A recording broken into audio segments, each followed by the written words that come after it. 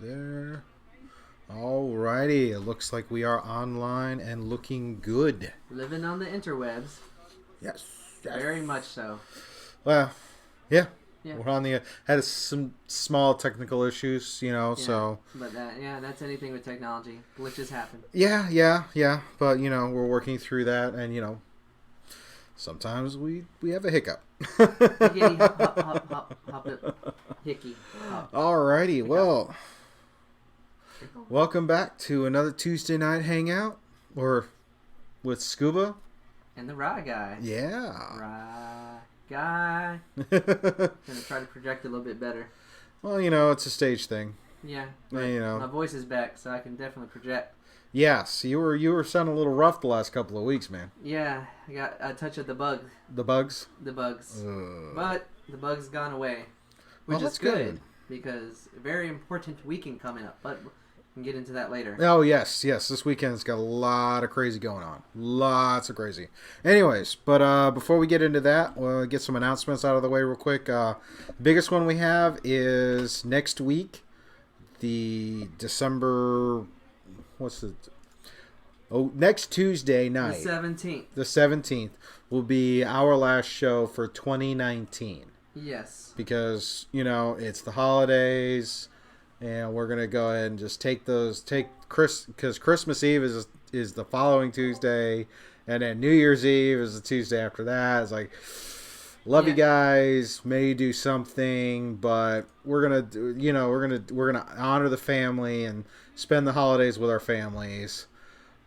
I'll be doing a Lord of the Rings marathon for Christmas Eve. I think I will be able to do it this year. I haven't done the Lord of the Rings marathon in a while, but I really have been just New Year, Christmas Eve is the Hobbit trilogy extended edition, and then Christmas Day is Lord of the Rings extended edition. All the way through, I just plop it up on the TV, let it run in the background, and be like, this is how we do it. Yeah. Well, our Christmas tradition, I at least go see at least one movie. Sometimes two, if we can really, pack it in. Pack it in? Yeah. So. But at least one, that's on my mind. Yeah, and I propose doing a war game thing for New Year's Eve. Pull out the table and the minis and just run a war game. So, kind of seeing how that might work. Yeah. Mix in some drinks. It could be fun. Well, a lot of my friends and I don't drink much, so I don't have a lot of friends I go drink with. And, of course, got to drink responsibly. Yeah, you do, but... Not the orange drink today. The clear drink. The water. The water. And not the stuff made with potatoes. No. No. This is regular water. All right. Purified, according to the label. Okay, so announcement out of the way. Now we'll just get into kind of what's up, what we've been doing, how was our last week and weekend, and what kind of fun things. What did you do? Well, I did a lot. It's a mixture of fun stuff. Oh, regale me. Tell me more. Okay. So I was able to get in a couple movies in the prior. Okay. Between the last podcast and this podcast, got in a lot of gaming, and this is the first time I gamed late. And when I say late, I mean really late. I mean, are we talking you started playing, it was dark, and when you stopped playing, the sun was up? Close, but I managed to get to bed before the sun came up. And I know some people know what that's like. Oh yeah, it's fun. But the reason I do that because a lot of my friends live on the West Coast, so we gotta time it. Oh, yeah, because a couple of your friends got Borderlands 3, so they were wanting to play that. Oh, yeah, that and another game on PS4, but outside of the gaming and just a little jibber-jabber, we did celebrate my girlfriend's sister's 18th birthday. Yay! In the Filipino tradition known as a debut. A debut? So, yeah, when a female in the Filipino heritage turns 18, they celebrate the birthday, and they put on this big party where there's a celebration of the celebrant. You have segments in the birthday things called you have dances with the guys, important guys in the family, and then they have the females come in and say a couple things, and then there's also a dance sequence that the celebrant does. The name escapes me right now. But okay. it is part of the tradition. So it's a lot of different segments going It sounds like it's possibly comparatively to like the Latin community, Latin American communities. Oh yeah, they do the whole thing of the quinceañera.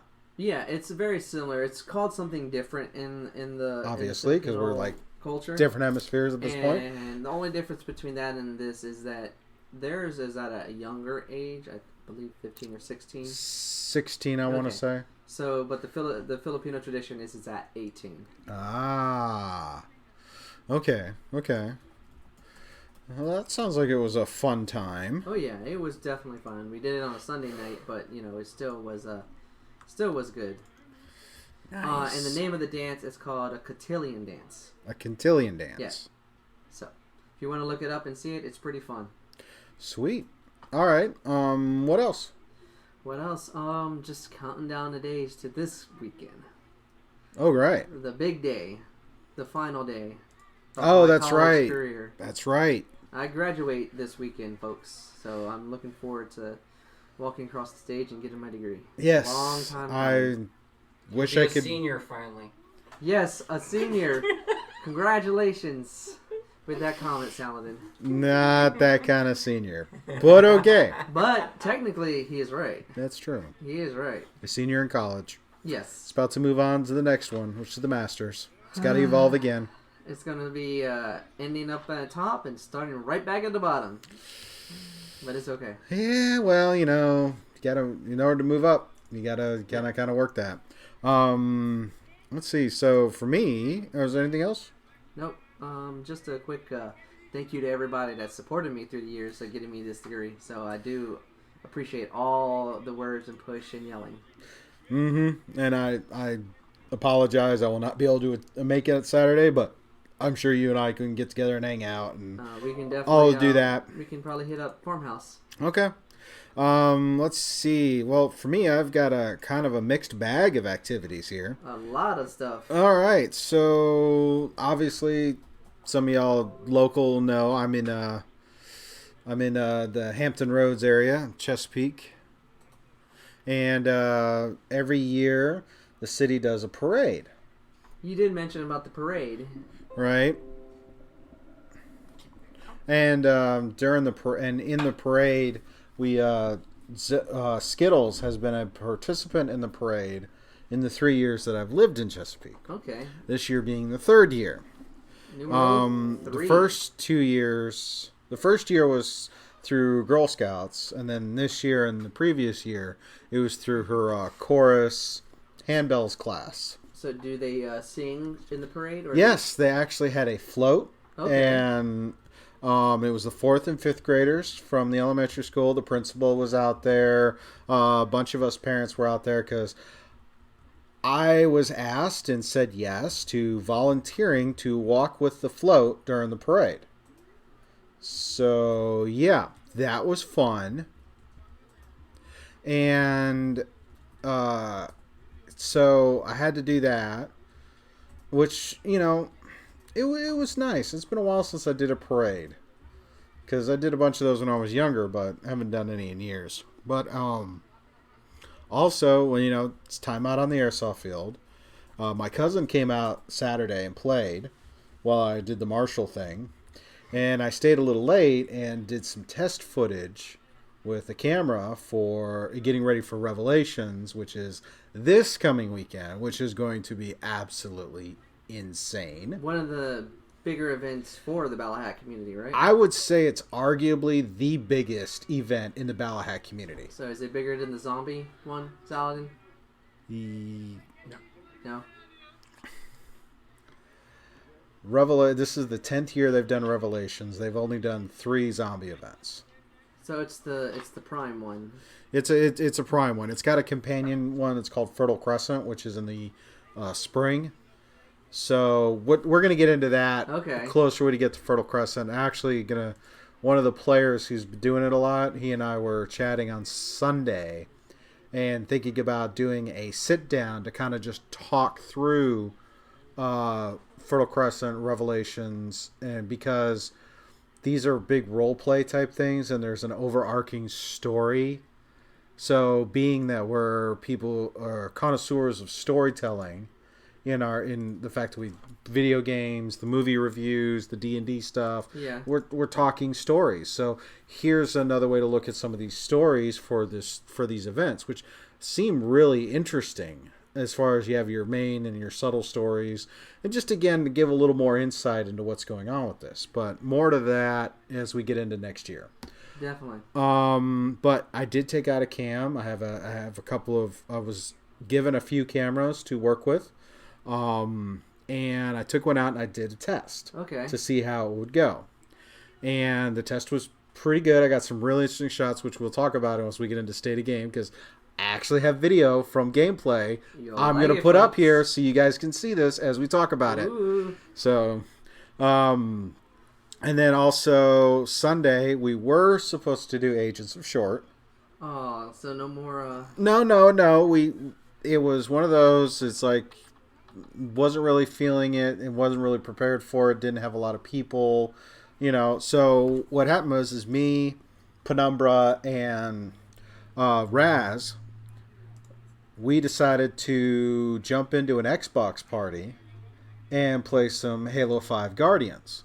Because Penumbra hadn't played Halo 5 yet. Okay. He got access to. He borrowed his brother's Xbox so he could play some Halo and some other stuff because he got the Game Pass, the 3-month for $1. And was going to check it out and see how it goes. So I was like, all right, cool. Funny thing about that. Here's the funny thing. What's the funny? Penumbra, Raz, and I have been friends for over 10 years. Okay. This Sunday was the first time we actually traded gamer tags on Xbox. So a decade's worth of friendship, but a day's worth of gamer tags. I know. It's like I know the gamer tags. We know each other's gamer tags. It's kind of shameful. But we're all friended each other on PlayStation. Yeah. But we hadn't done it on Xbox. Well, I'll give you a pass on that one. You were technically friends on the game, just on a different system. Yes. I mean, even Steam. We're all friends on Steam. It's just not friends on... Oh, yeah. But that game, that didn't go too bad. So... It was, and I streamed it. So if you're checking me out on Mixer or checking us out on Mixer, the VOD for Sunday's gameplay is up there. Okay. The reason Mixer is good for the console only because I have a little bit better. I have like finer camera controls via that app than I do the Twitch app on Xbox. So it's nothing against one service or the other. It's just how have I got controls to kind of focus in on as far as the video side. Oh, yeah. And Mixer is owned by Microsoft. So naturally, there's some compatibility that's all straightened out there. Oh, yeah.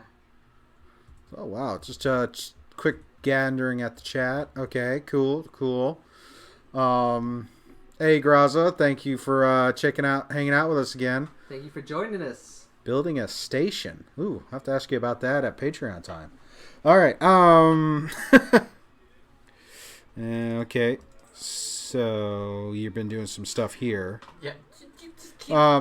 Well, I got through that, so I think we're ready to transition over into our reviews, and been trying to work on that. So, all right.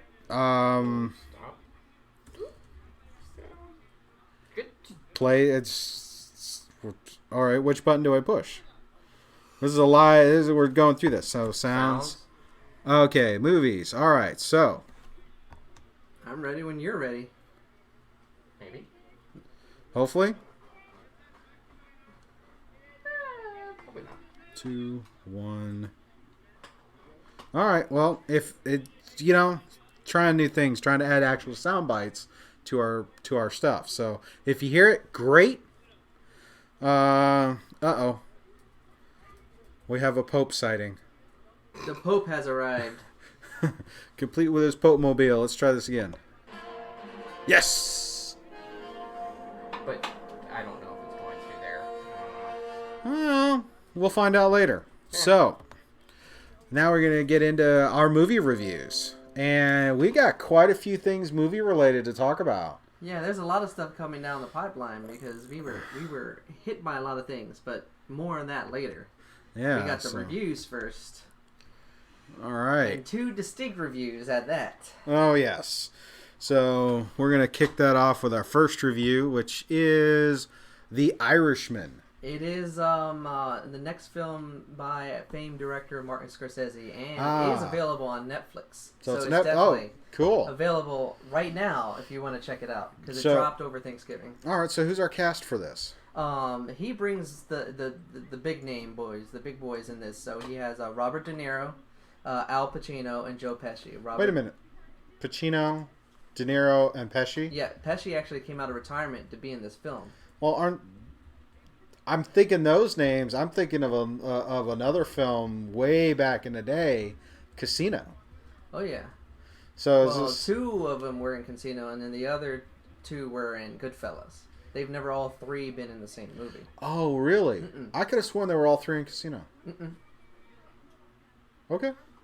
But it is you get the prime actors that people know and love. So Pesci, De Niro, and and Pacino. All right. De Niro plays a character by the name of Frank Sheeran, and basically the movie follows his life and his recollection of his dealing with the mob boss Russell Bufalino, played by Joe Pesci, and the union president, which a lot of people know from the 60s and 70s, Jimmy Hoffa, which is played by Al Pacino. Oh wow. So you watch this through the eyes of Frank Sheeran as he works his way, into interacting with both. Because first you see him interact with Russell Bufalino, and then eventually he gets introduced to Jimmy Hoffa, because Bufalino and Hoffa have a connection. Because the mob has underdealings with the union during the 60s and 70s. Okay. So you get to see all the political wrangling, all the conflict and workings that through Sharon's eyes between the mob, the union, and all the politics that happened during the 60s and 70s. That sounds interesting. So yeah, it's really, really. I know a lot of people have been giving Scorsese flack because he's made those comments about Marvel films, and my take on it is it's his opinion. He's never said they were bad movies. It's just not his kind of film.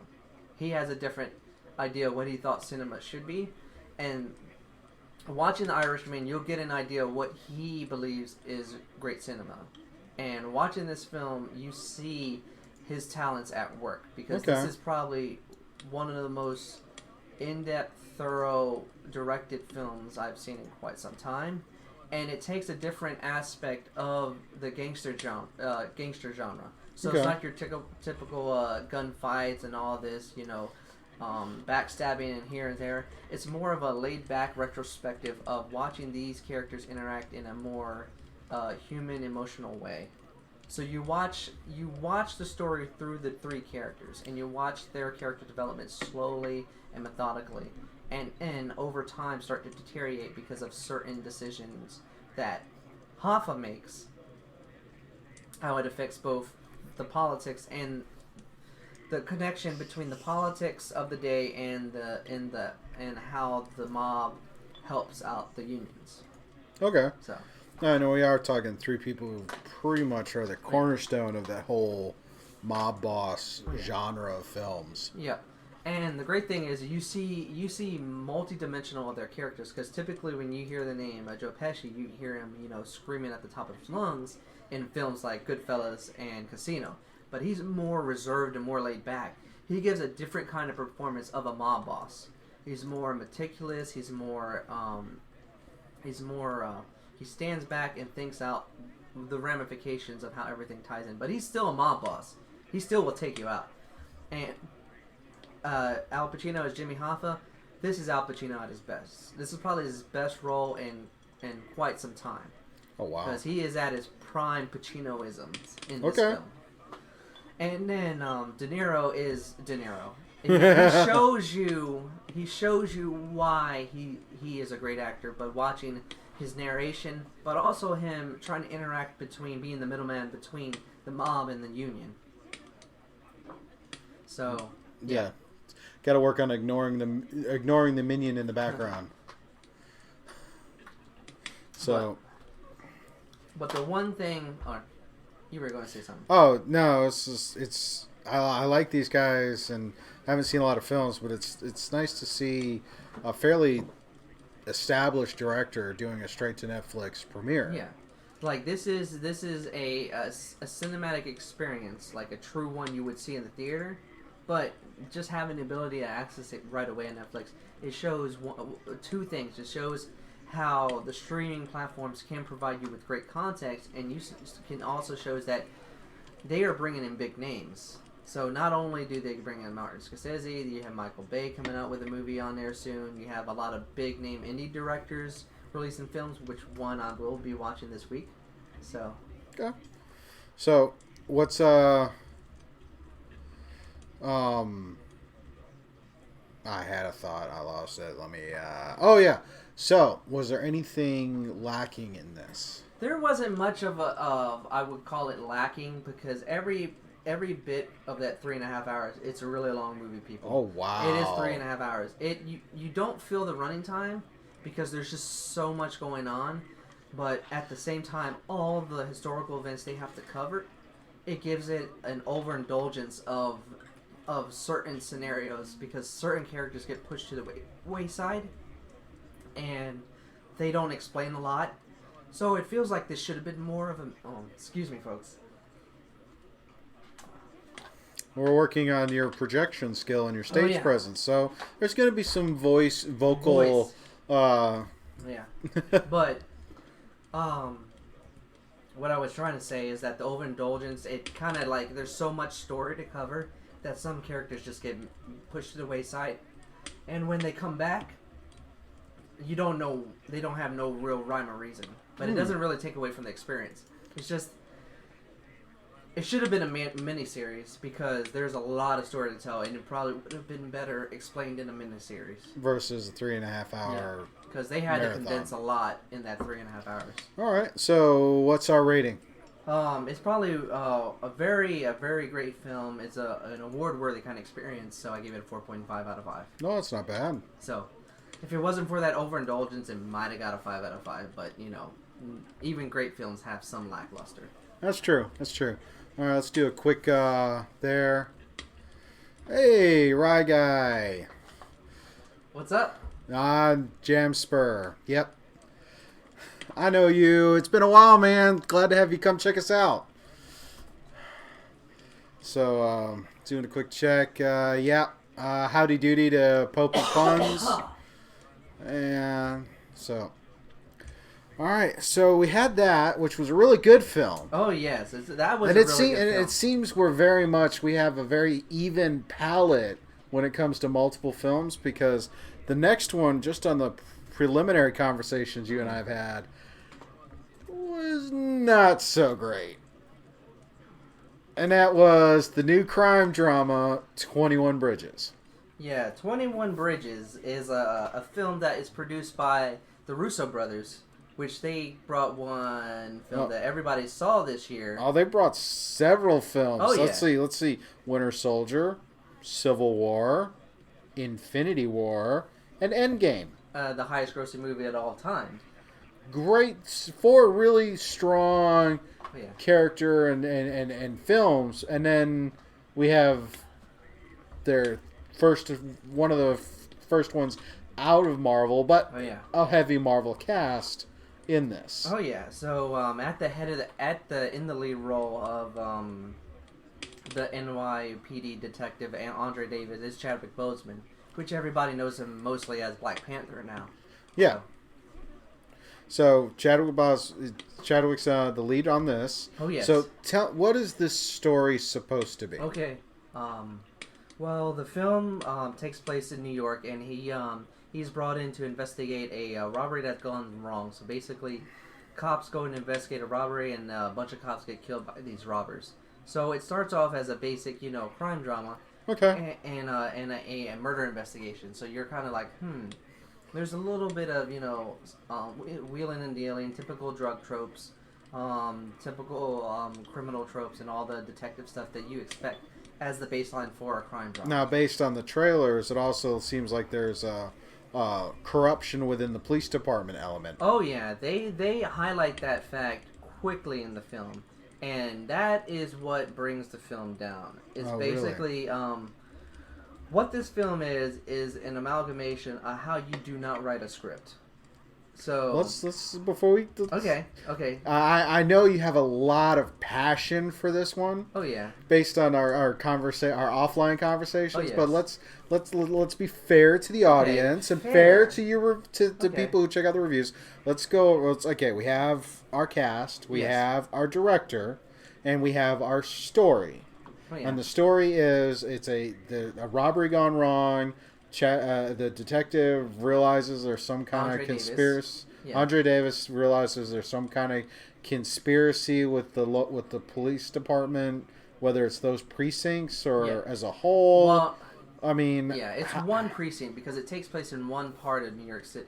Okay. So, and from the onset, you see the basic elements of the crime drama. Okay. You know, he's investigating, he's unveiling different things, and he's coming to find, like you said, there's something else going on. There's a sinister side behind why this crime took place and why the cops showed up. So. Okay. So was it predictable? That was the problem. Okay. Like. So this is a victim of predictability. It is a. When it comes to, like, I watch a lot of films, so predictability happens at different degrees. Okay. But what makes a good film is that you base the line. Let's use a typical genre that's used, romantic comedy. Well, let's use for point of reference another crime drama that we saw recently, which was Knives Out, which we talked about on our last episode. So Knives Out was kind of a crime drama, kind of a criminal thing. Yeah. But you go into that film, you don't know who did what until you're halfway through the second act, if not arguably the beginning of the third act, you finally figure out what's going on. Oh, yeah. So obviously we're committed an hour into the film by this point. Oh, yeah. How far in are we when you realize that 21, you know how the film is going to end? That is a very good film to bring up in comparison when it comes to writing predictability but creating a story. Where Knives Out, it allowed the story to organically breathe through its characters, and you knew what the film was being based on and being built on, but what made that film great and enjoyable is allowing the story to evolve with its characters and giving you a little hint of hesitancy of what truly is happening. Even when they play with the tropes of the murder mystery and the crime that's happening, they play an about face and get creative with the ideas, with the characters, and also smart dialogue. Okay. Whereas this film, once the crime happens, you know exactly what beat by beat what's going to happen in every scene. Ooh. So what now is this one of those things like it's obviously we're drilling down to focusing in on the script. Oh yes. Is this a fault? Because some scripts actors can work with and make and do a good performance. Is this one of those that, regardless of the actor's talent, this script was just the script was just straight terrible. Like it basically gave you the basic outline of the crime drama, but they didn't try to elaborate beyond that. All they did was just like, here's the crime, characters do this, investigate, evidence is revealed. They have expositional foreshadowing, but it trivializes the experience because what happens is it basically says, you might know what's happening, but let's try to fool you into thinking that you don't know what's happening. And then it basically insults the audience's intelligence by doing twists and trying to do that aha moment, but making you feel stupid along the way. See, you got to know your audience with these films. And when a film does that, where it tries to outsmart the audience by questioning their intelligence of the actual plot, it really makes me mad.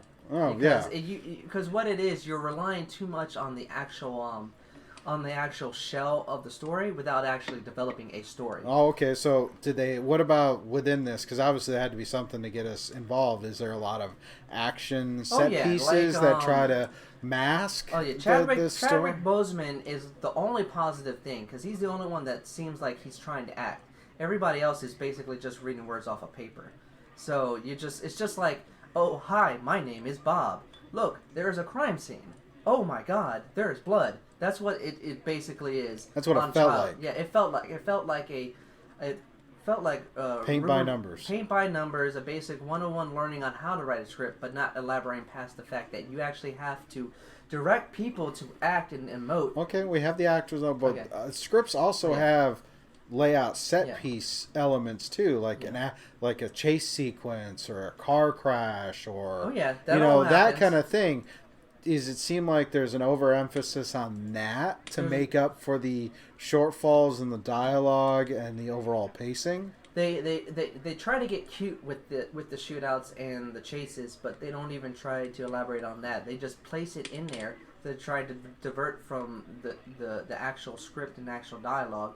But everything always comes back to that because you gotta reveal the truth, even though the truth is revealed in the first 5 minutes if you're smart enough to see under the belly. Okay. So, in the end, obviously, we're not expecting a very high review. I have a very positive take on this one. What do you think, Saladin? You don't know? Yeah, I don't think he's read the review yet. Oh no. Oh, Okay. let's not keep him or anybody online in All right. suspense. What was the rating on this? Well, the lead up to the rating. This is the most disjointed experience I have seen at the theaters this year. It insults the audience intelligence. It insults the genre itself, and it makes great actors look like they don't even know how to act. Ugh. So I gave this film a 1 out of 5. It was a mind-numbing experience. I literally wanted to throw my popcorn at the screen. So bad. All right, so point of comparison: how many other films this year have had a 1 out of 5? This year? This None. year. None. This is the first one. Oh yes, this is the first one. This is worse than MIB International. 2 seconds. 2 seconds. Let me bring it up real quick because I am on my website. RyeReviews.com. Go in there, check out all of his reviews that he's done. So very interesting reads on a lot of them. It is worse than Men in Black International. I'm rewinding back to that experience because that has some good stuff in it. It has some good elements. It's just a bad film. See, where that's a bad film, but you can watch it and just leave it on the screen. Whereas this film, if you see it on your TV, you might break it. Okay, it hurt so my this head. is one of those we're waiting for it to come to TBS where commercials every 10 minutes. Oh yeah. Okay, gotcha. Mind break. That works. That actually works. You're looking forward to commercials more than the movie. Mm-hmm. Just wait until it's on PBS. No. All right, quick check. Okay, I like the analytics. Help me pick apart D&D a bit. Okay, what are you referring to? You just... Well, you gotta interact with the chat too. Be fair. That's why I said in between. Well, we're taking a quick shift because I want to let all this energy flow out of him before we move into the next one. It's been a while since the Angry Asians come out. Yes. But when you have a film of that insignificance, it will bring me out. All right. Bad films. Is that do the last one or no? No, we still have a TV show review because you finished a series. I did finish a series. The series did finish on HBO. And that is Silicon Valley. Silicon Valley, yes. It's a HBO series that ran for 6 seasons. 6 seasons? Yes, 6 seasons. All right, so is this like a character development or a documentary, mockumentary, whatever you want to call it, that looks at the evolution of Silicon Valley? No, it's a comedy TV series that looks at Silicon Valley through a satirical manner. Oh, and they look through it by over exaggerating characters of what tech geeks in the tech world are. So everything that all the different kind of people in the tech world, just think of that 1,000 times more satirical and a lot more witty in their interactions. All right. So you said this went for 6 seasons? 6 seasons on HBO. How many episodes per season? 8, 10, 10, 10, 8, 7. So I've averaged Roughly about 9. roughly On about average, 9 9 episodes. per season. And each episode was about 30 minutes. Most HBO series are about an hour. This is one of the ones on the shorter side, where it's 30 minutes. So it's the same length as like Entourage and Barry and the smaller series. All right, so walk me through the setup for this. Okay. Obviously, this is satire, so I'm thinking Office type thing. Oh yeah, it had very great comparison. It's Oh, very really? much like The Office, the American one with Steve Carell and all that, but not as much as a very like dry about face. But it's more satirical in the manner of it follows a group of guys as they work to develop this app known as Pied Piper, and it basically they're trying to create an app that takes a data compression algorithm and create a decentralized internet. So each season, slowly you watch them, Develop this app.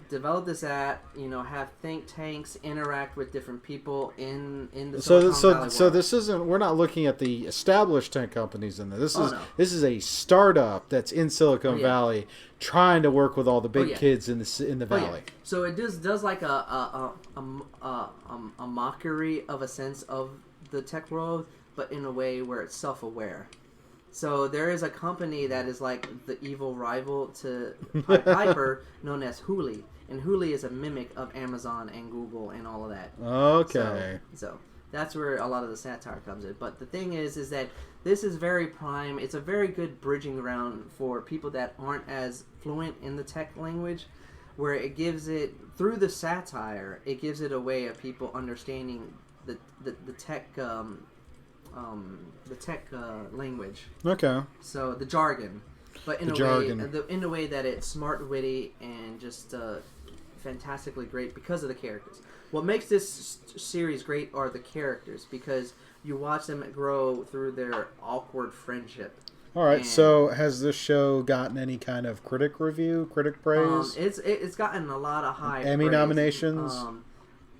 Awards, it's gotten a lot of accolades from the years through from 2014 on. They've gotten awards from the Emmys, the Critics' Choice Awards, the Golden Globes. They've been recognized by the Writers Guild, the Directors Guild, and the Producers Guild. Okay. Well, obviously we don't have time to pick apart each season or each episode, but how about we just kind of go over this whole series? What would we call the series on the Ry scale? Overall, this series is a great companion to anybody that is familiar with anything in the tech world. Mm-hmm. So any tech geeks out there, like a lot of us around this table, would love this show because it takes a way where it does that mockery, but in a very fun manner. Okay. So like The Office, it makes a mockery of The Office. Parks and Rec. It's like those kind of things. It makes a mockery of that area, but makes it self-aware of the situation. So every little bit's from joking cloud storage, joking about ethics in the tech world, to Oh, okay. So if you're in on the current politics and whatnot, this show is it makes fun of itself by. So what's our rating? I give it a 4 out of 5. 4 out of 5. Yes. So definitely gonna have to check that out. I don't have HBO personally, but I definitely think this would be a show that would make you laugh. I'm still trying to work through the IT crowd, and that was one of those old school ones that was just satire funny. Oh yeah. So if you like, don't look at me like that. I have watched a bit of it. I do get a few of the jokes, but I have not watched the entire show all the way through. If you like the IT crowd, you will love this show. I do like the IT crowd. I just haven't watched all the IT crowd. Yes, he's getting stared at by the staff currently. The Saladins give me this blank stare. It's like, all right, okay. All right.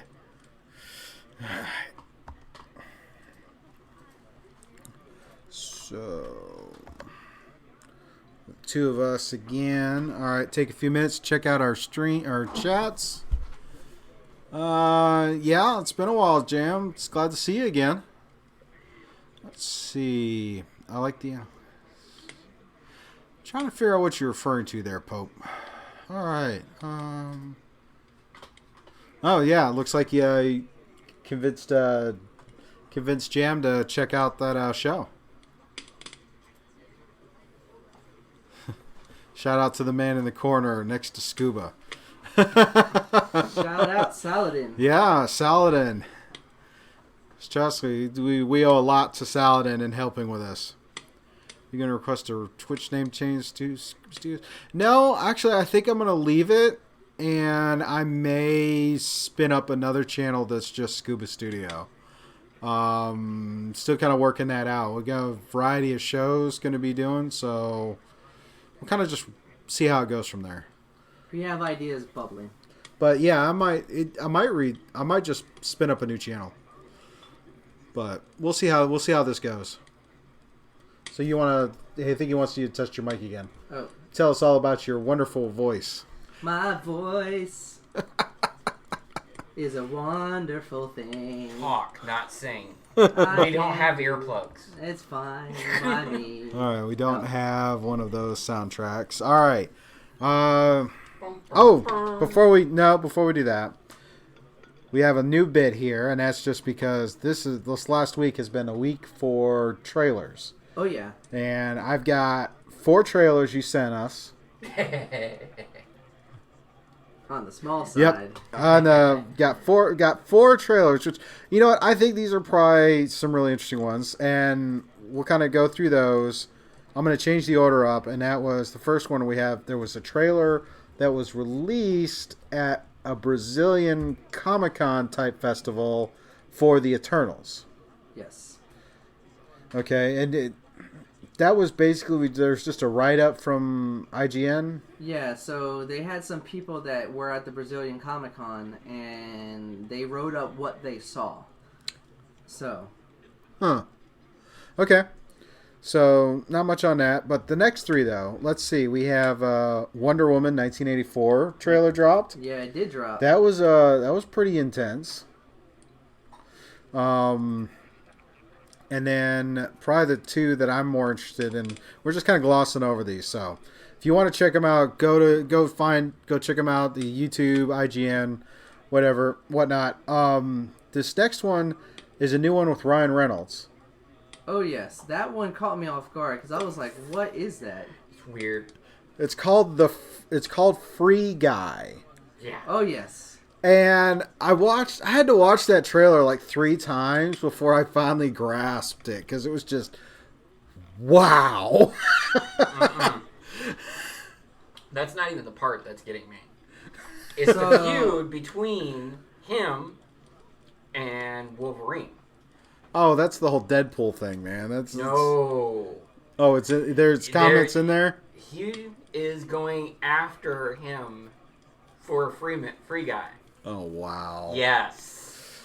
But, really? Yeah. All right, so to check out the Free Guy trailer, apparently Ryan Reynolds plays a NPC in a Grand Theft Auto type world. My first thought was like a PUBG thing, but, Anyway, so he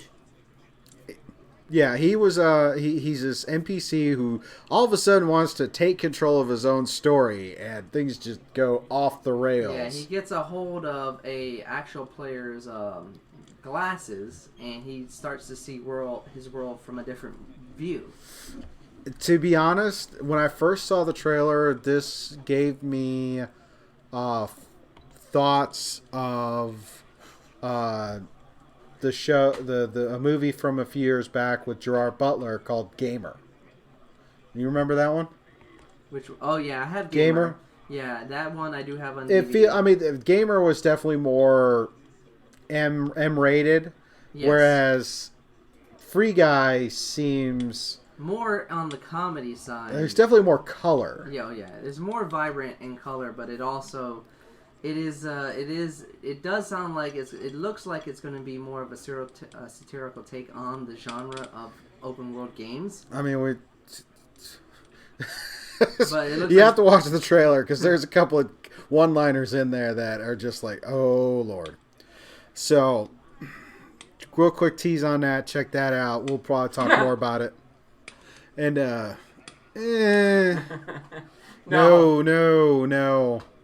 They're human. Ready Player One is a totally different beast. Yeah, Ready Player One is nowhere even close to what this film is going to be about. Yeah. Ready Player One has to deal with people plugging into. Yes. Yeah. It's the other way around. Yeah, that's what I said. Gamer with Gerard Butler. That one seems similar to what this is. It's just it's a darker film. Okay. But what did you think of the Wonder Woman trailer? Wonder Woman trailer I thought was. I'm trying to see how that fits into the continuity so far.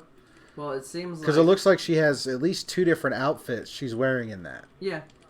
I'm just curious on how they're going to bring back Steve Trevor. Yes. Because it looks like he's pretty much been resurrected. It's like, okay, how? So and then this whole her last. It's not a spoiler, people. It's right in the trailers. So. Web sling, for lack of a better description, web slinging across the sky with her lasso off of lightning bolts. That's just awesome. I'm not taking it away from her. I think it's absolutely mind-boggling. It's just. But she is correct me if I'm wrong, the daughter of Zeus, right? Am I right? Yeah, she's a god. Okay. She's a demigod. Okay. Which is why she's the only one who could kill Ares. I did the movie. It played on that nostalgia feeling just when I started hearing the music. Oh yeah. But, the only thing I thought the trailer was average just because it didn't really tell us much. It just kind of like showcased, hey, it's Wonder Woman. She's in the 80s. Look at all the 80s stuff. So hopefully they don't do that thing where they play too much off the 80s nostalgia and actually just. Let the world be organic. Well, it's kind of interesting for her, considering she came into the world in World War I, and that scene where she's watching a 747 fly across. Yeah, but it does look like it's going to be a reverse fish out of water because Trevor seems like he's so confused on what he's looking at. Yeah, and final trailer we'll talk about is definitely the one I'm most excited about. Woo!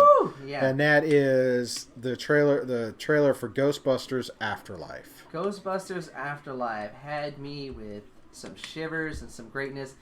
And I had to watch that 2 or 3 times too because that was just like, wow. Yeah, watching it, like how I said that I felt the Wonder Woman trailer was pretty average. This is a trailer. It gave enough of the story and what the direction of the film was going to be without spoiling stuff. They did it through visual cues. Yeah, we have Paul Rudd and I cannot remember the kid's name, but he plays the one kid from Stranger Things. It's one of the Stranger Things guys, and it's like this looks interesting. I like that whole bit. It's like cool replica. You never heard of a ghost trap? Yeah. So, it seems like it's going to be a seamless connection to the Ghostbusters franchise without being too much of I can't wait. Cash grab. I can't. And the fact that Jason Reitman is writing and directing it just knows he's going to know the familiarity of the comedy and all that stuff. Right? I mean, it's going to be good. I just can't wait for that. I agree with you, Galaxy Punk. I'm super stoked with that Ghostbusters film after the trailer. Oh yeah. Before the trailer, I was like, I'm going to see it. But then after the trailer, I was like, yep. I'm in. I am in. Top 10 wanting to see. That and Free Guy I'm definitely in to see those. Free Guy was just out of left field. It's Ryan Reynolds. Come on. But it was a great out of left field because I heard about it and I was like, I'll watch it. I was like, what? And just a quick tidbit. There was a few other trailers that dropped over the week. You had Black Widow. You had the new James Bond, No Time to Die, and Season 2 of The Boys. So, yeah, which, can only go through so many. Yeah, so heavy trailer week. With that, we're going to go ahead and get into our State of Game. State of Game. Alrighty. Yeah. Wolfhand part. Huh? Oh, Finn. Oh, thank you. Yeah, he seemed pretty cool. Looked like he literally walked off the set of Stranger Things, went right onto the set of Ghostbusters. Oh, yeah, but his hair doesn't look any different. He just kind of, maybe the sets are right next to each other, so he just walked across the street. I mean, come on. Anyways, so, State of Game. First thing up on our State of Game this week is we're going to talk some video game stuff. And video games. And so as usual, we'll let you roll first because you play a lot of games. I play way too much, and now that I have a little bit more free time because school's done, I can sneak in a lot more time. Oh yeah. So what do we got? Looks like we have our continuing adventures in Borderlands. Oh yeah, Borderlands 3. I am progressing through it, but also my friend started playing it, so I actually was able to roll with a crew. Nice. And so it was fun, shooting and gunning and just taking out, gangs and waves of people with the plethora of guns that Borderlands has. So that was fun. And then another one, we have Remnant from the Ashes. Yeah, Remnant from the Ashes is actually a game that I got talked into buying because my friends wanted to play another game.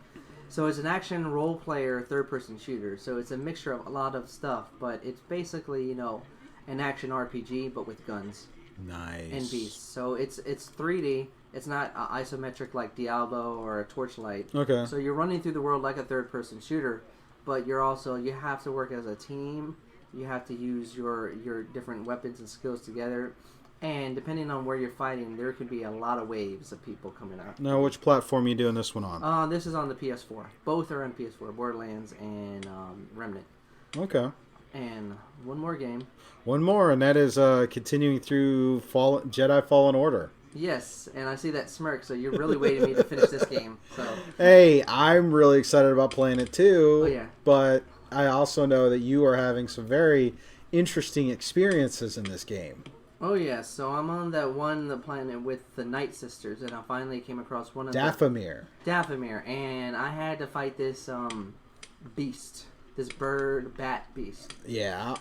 And let me tell you, people, already this game is hard as it is.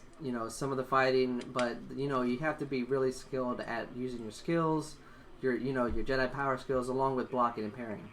But when you come across a beast like this, you really have to. It really tests your skills of timing and patience. And adapting. Because the one thing I did notice is that this dang bird, bat thing. Yeah, I think it's more of a bat. Yeah, but it did not do the same moves twice. If it did do the same moves, it was out of order. So I could not. It took me a while to time. So I just had to do pretty much like free verse. My own blocking and parrying and being able to judge quickly because he would link attacks, so it'd be hard to dodge, jump, and parry at the same time. So I had to be really smart of how I used my health, how I attacked, and when I attacked. But the final climactic killing of the bird was pretty priceless. All right. That bird thing. All right. Yeah, my friend did tell me on Grandmaster some of the attacks are one-shot kills, so I definitely will not play on that level at that level. So yeah. Alrighty. The game is awesome. You also get it. Yeah.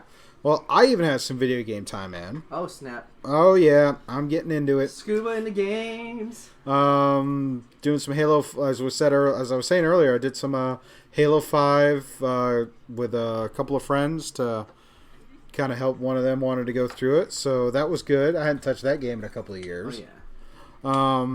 And then also did some more of the Outer Worlds. Completed some more quests on the space station, and talked to a few more companions that I'd picked up and that kind of thing. It was just kind of back and forth. It was weird because it was the same day that Skittles, my parents came over to pick Skittles up, take her out birthday shopping. So I had to get off to visit with my parents and do the good host thing versus just well, thanks for coming. Just playing the game. So did that and airsoft stuff, man. Airsoft. Dude, airsoft stuff is it's a pretty big part of my world. But all right, so we'll lay this out because I got a clip for you guys. So let me set this up. Clip. All right. Saturday. All right, we got sunny weather. About 45 degrees. About 120 peeps on the field. Right? And we're getting into this attack and defense scenario. So we have our attackers, which are spawning at the halfback bunker. Okay. Their objective is to get into the town, find this alien on a stretcher, which we call Larry, and extract Larry to the cannibal village. The defenders, Spawn and the LZ, have to protect Larry for 35 minutes. If they succeed in protecting Larry for 35 minutes, they can extract Larry to the LZ and kind of go from there. Actually, no, I take that back. They extracted Larry. Yeah, they extracted him to the Cannibal Village. So, and they had to do a 2-man carry for Larry because he's on one of those stretchers for rescue peeps where you strap somebody down in case they got back injuries. Of course, Larry being a foam alien, missing both arms and both legs, at least got his neck stabilized. So, you gotta get it stabilized. Backboard. Huh? Backboard. Oh yeah, backboard. That's it. Thank you. And so, during this game, I was testing out this camera that I was going to use for Revelations next week or this weekend. So I got some footage of the attackers finding Larry. Find that Larry. So, let me see. Now, keep in mind, guys, as soon as he hits that button, start watching. So if you're not paying attention currently, we'll give you a few seconds. So 5, 4, 3, 2. All right. So, keep in mind here, the red building. You're going to see a couple people start running across, right? So, this is all from my point of view. So, I see them running across, and then I come around through the precinct into the Escher, which is the 2-story building. Right? As I'm coming in, I'm looking, seeing, I see more people running in. And then look at this stack. This is like 3 or 4 crews that are out there pretty regularly. All great guys. Great people to play with. So they're getting in this stack and they're breaching the second floor. Watch that dude in the hat. Watch that dude in the hat. Alright. Coming up. This is a good thing with Airsoft. You get a good crew of people and tactics. And they kind of moving up. And I just jump into the stack as well because I want to see what happens.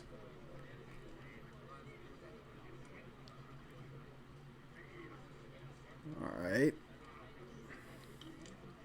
At this point they're pushing in. There's 2 or 3 different points in there. So there's a whole firefight going on. Crossing up. That guy got hit. Another guy hit. Now see the guy in the back with the hat. He's like indicating people are outside. They're checking all the corners. Oh, and there's Larry.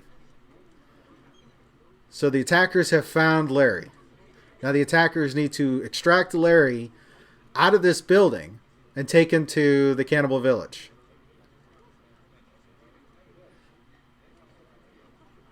Alright, he's signaling to friendlies out there. Another guy coming up behind me. So I'm moving into the room. And then check this out. Picks him up and literally chucks him out the window. Down to a couple of guys waiting there. And then they just take it and they book to the Cannibal Village.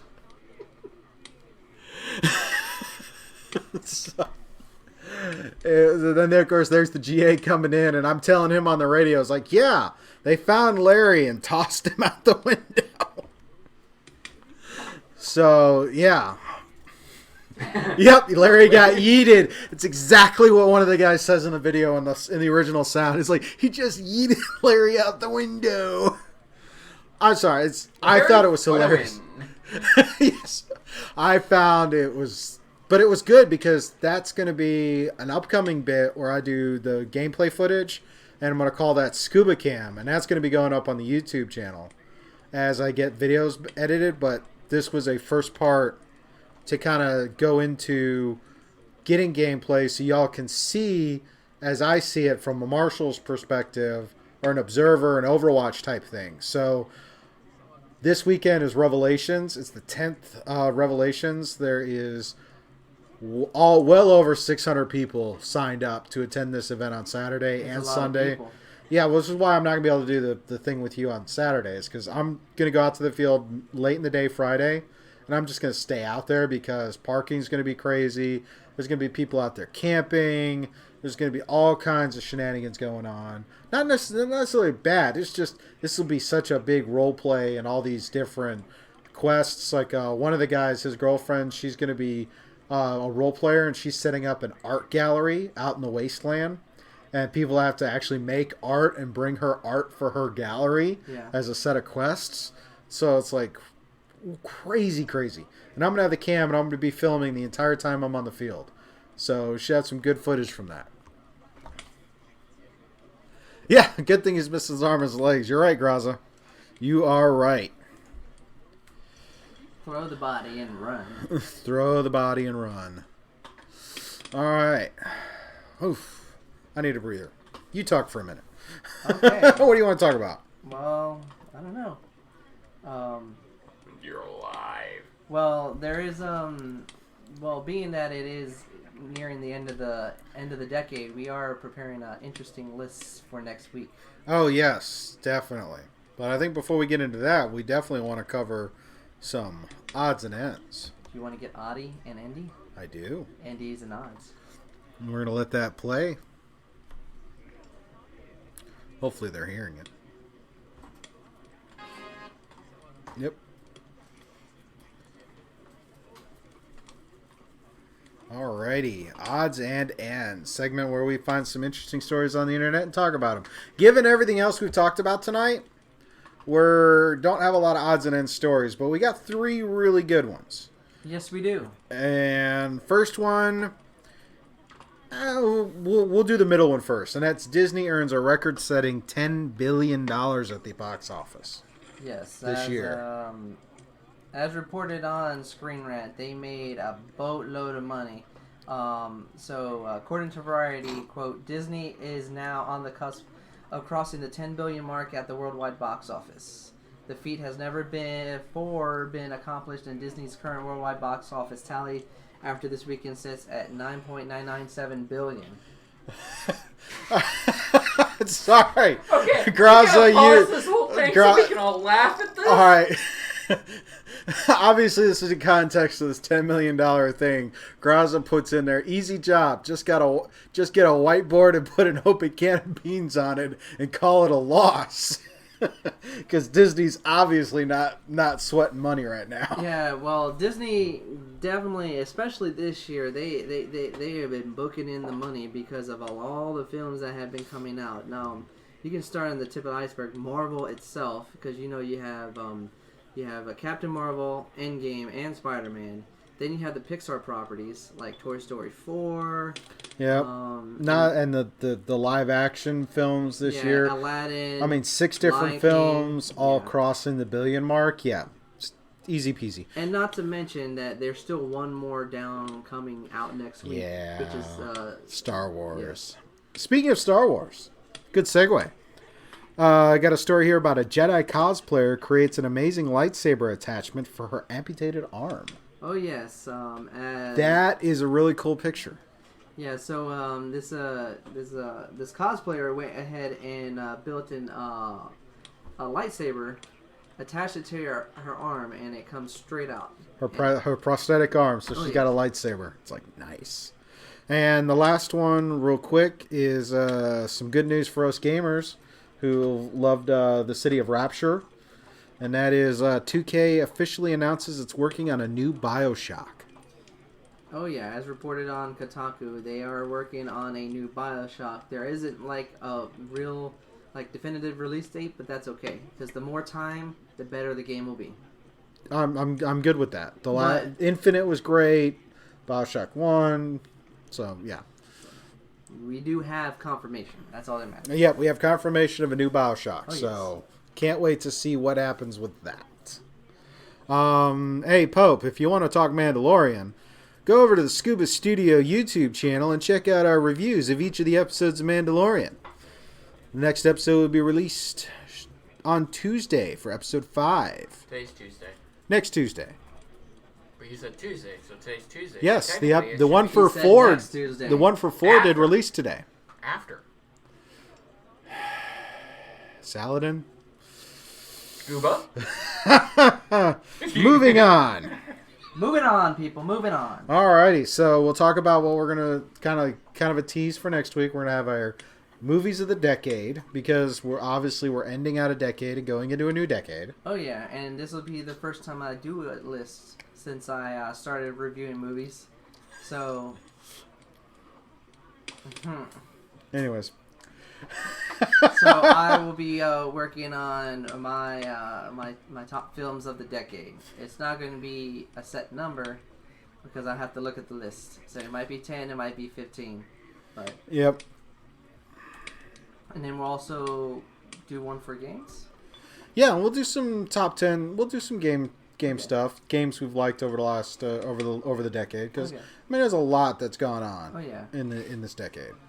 Other than that, but it's going to be our holiday end of year hangout.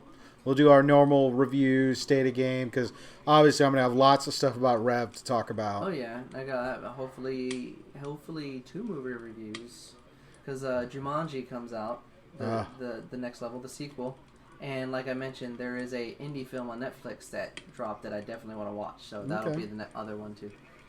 It's called Marriage Story. I've seen it. Yes. So we'll have a thriving conversation about that next time. I saw who's in the film, and then I saw who's directing the film. And I just watched the film. I don't care who's doing it. I watched the film for film. I know, but when you know who's directing it, you know what kind of dialogue you're going to get. That's true. That's true. So with that, definitely check us out next week for that. Let's do our contact info, and then we can do that transition. Transition the games. Alrighty.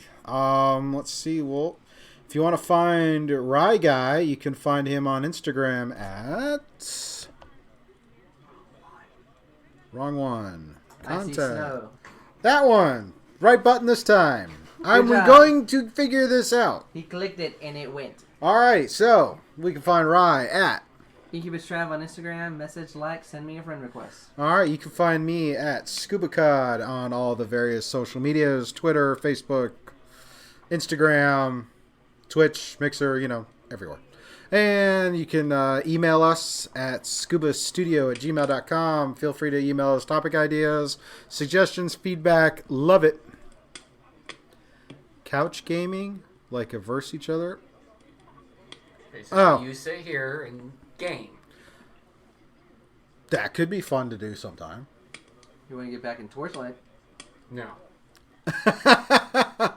We'll have to find something. Space engineers. Actually, you know what? I have that. I would be willing to give that a shot. I know, and I'm wanting to get in on that. So something kind of that, or maybe Civ or something. Anyways, all right. Let's see. As you can see up on the screen, we got. You can reach out to us at facebook.com/Scuba Studio. We have a group in there for Scuba and The Ry where we can have discussions about the various episodes. And if you like what we're doing and want to show some support and help us as we kind of develop more shows, more content, and upgrade and do some upgrades and stuff, you can support us via Patreon at patreon.com/Scuba Studio. Patreon members get early access to our digital content before it's released, and some info and input on future projects that we're working on. So, is there anything I missed? No, everything is good. All right. Do we want to talk about you, or are you still going to be a ghost in the background? scubastudio@gmail.com. All right. You want to reach out to Saladin or reach out to Professor Penumbra or anybody else who hangs out with us, even the ghost? Email us at scubastudio@gmail.com to check us out. And with that, we will go ahead and move on over. Stand by as we shift over to Patreon channel. Peace. Remember, we're not going to do any, so... I'm going to hit the closing and the Sound. mute.